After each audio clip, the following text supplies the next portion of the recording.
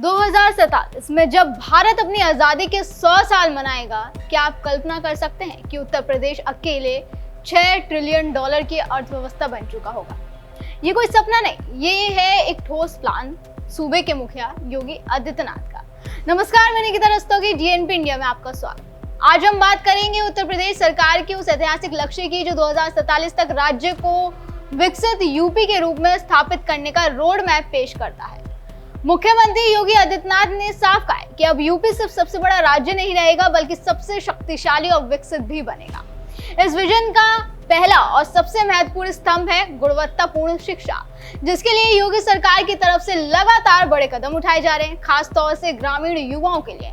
उसका जीता जागता उदाहरण है हाल ही में उनका प्रदेश के सभी विश्वविद्यालय और महाविद्यालयों में पाठ्यक्रमों की मान्यता और प्रवेश प्रक्रिया की गहन जांच करने का आदेश, जिसके तहत हर मंडल में जांच टीम गठित की जाएगी जो ये सुनिश्चित करेगी कि संस्थान नियमों का पालन कर रहे हैं या नहीं। इसके अलावा प्रदेश में आधुनिक तकनीक, डिजिटल क्लासरूम और स्किल डेवलपमेंट को प्राथमिकता दी जा रही है ताकि गाँव का बच्चा भी गूगल, SpaceX या इसरो में काम करने का सपना देख सके और उसे पूरा भी कर सके।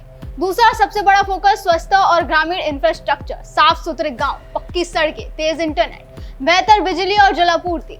ये सब केवल सुविधाएं नहीं बल्कि एक सशक्त राज्य की नींव है। यूपी के हजारों गांवों को स्मार्ट विलेज में बदलने की योजना पर काम किया जा रहा है।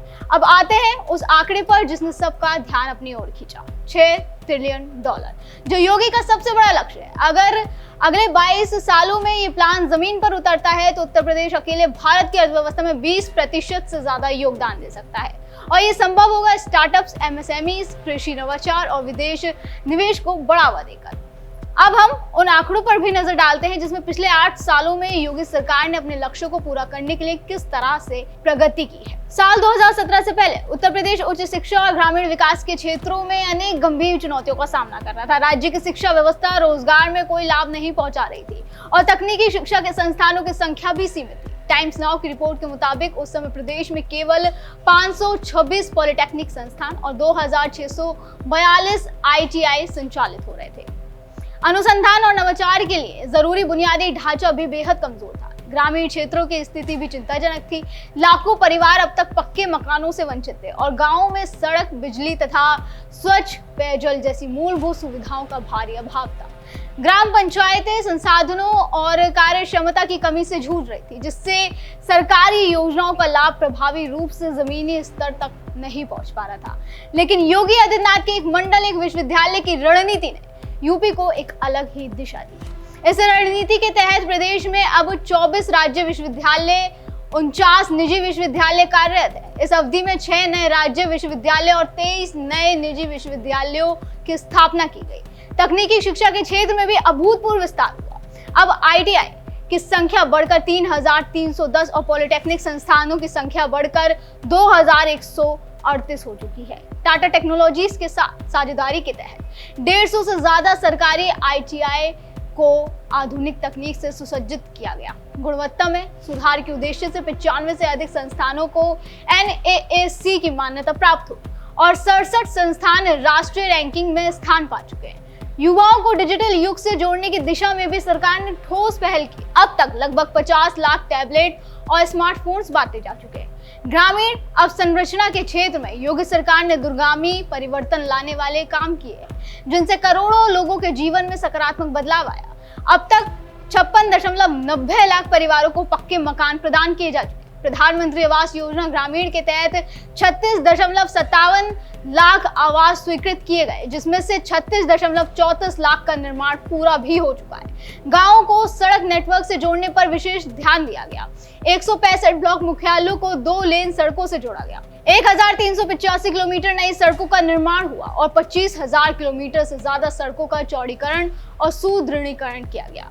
जल संरक्षण और भूजल पुनर्भरण के लिए अमृत सरोवर बनाए गए और 550 ग्राम पंचायतों को अटल भूजल योजना से जोड़ा गया। पंचायती राज व्यवस्था को सशक्त करने के लिए 24,489 नए पंचायत भवनों का निर्माण भी किया गया। यही नहीं, हर ग्राम पंचायत को अब सचिवालय की सुविधा मिली और पंचायत सहायकों की तैनाती सुनिश्चित की गई है, जिससे शासन की योजनाओं की निगरानी और क्रियान्वयन अब हर गांव में बेहतर और प्रभावशाली ढंग से हो रही है।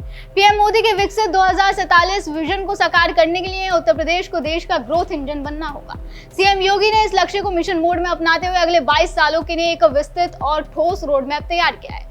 उनका लक्ष्य है कि साल 2030 तक प्रदेश के गांव केवल उत्पादन के केंद्र ना रहे, बल्कि उत्पादकता और निर्यात में भी अग्रणी भूमिका निभाएं। इस दिशा में सीड पार्क, उन्नत बीज, फसल विविधीकरण और फूड प्रोसेसिंग जैसी योजनाओं का विस्तार किया जाएगा। साथ ही दूध और अंडा उत्पादन में राज्य को विश्व में शीर्ष स्थान दिलाने का लक्ष्य निर्धारित किया गया है। पशुधन विज्ञान के क्षेत्र में भी अंतर्राष्ट्रीय मानकों के संस्थानों की स्थापना की जाएगी। साथ ही हर परिवार को पक्का मकान, अपशिष्ट प्रबंधन की आधुनिक सुविधाएं, गरीबी उन्मूलन और समग्र सामाजिक सुरक्षा उपलब्ध कराई जाएगी। क्षेत्रीय असमानता को समाप्त करने के उद्देश्य से पूर्वांचल और बुंदेलखंड को पश्चिमी उत्तर प्रदेश के बराबर लाने के विशेष प्रयास किए जाएंगे। इस तरह से उत्तर प्रदेश अगर विकसित होता है तो इसका सीधा असर देश की पूरी विकास यात्रा पर पड़ेगा। दिल्ली, मुंबई, बंगलौर अब अकेले नहीं रहेंगे। लखनऊ, गोरखपुर, प्रयागराज और मेरठ जैसे शहर भी ग्लोबल मैप पर चमकेंगे। जाहिर तौर पर 2047 जरूर दूर है, लेकिन अगर आज से शुरुआत हो तो कुछ भी असंभव नहीं। ये सिर्फ एक सरकार का सपना नहीं, बल्कि हम सबकी सामूहिक जिम्मेदारी भी है। इसलिए हमें भी इस संकल्प में सरकार का साथ देना चाहिए। दर्शकों, क्या सरकार के संकल्प में आप उनका साथ देंगे? हमें कमेंट करके जरूर बताएं। फिलहाल आज की वीडियो में बस इतना ही। अगली बार फिर होगी मुलाकात। आप देखते रहिए TNP इंडिया, हर खबर भरोसे के साथ।